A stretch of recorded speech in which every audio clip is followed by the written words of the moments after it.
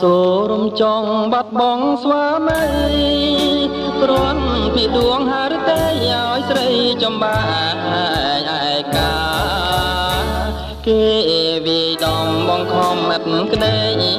មេត្តាអរំចង់បុប្ផាព្រមខ្លោចផ្សា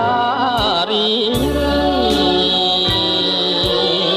មិនត្រឹមខ្លោចផ្សាតែកាកាយភារៈនាងជាម្ដាយពរបនឆោមឆាយក្នុងផ្ទៃនាងត្អូញថា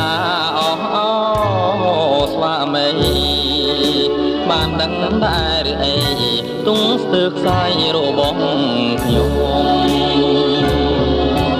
នៅក្នុងគ្រាដ៏សែនពិរុទ្ធបើសិននាងបានរួមប្រប្រានមករួមមនោរម្យប្រហែលជាកើតក្តីសុខុម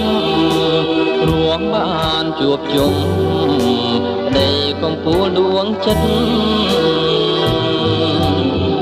លើកហាត់បួងសួងសូមអង្ទេវតា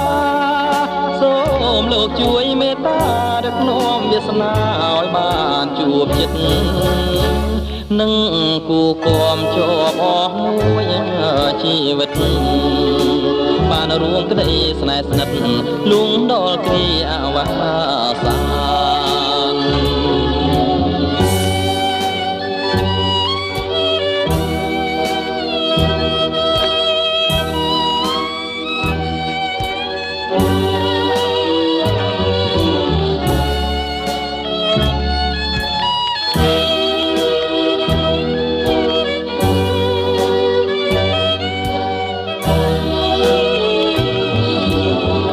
លើកហាត់បួងសួងសូមអង្ទេវតាសូមលោកជួយមេត្តាដឹកនាំវាសនាឲ្យបានជួបចិត្តនឹងគូគំជាប់អស់មួយជីវិតបានរួមក្តីស្នេហ៍ស្និទ្ធលួងដល់គ្រាអវ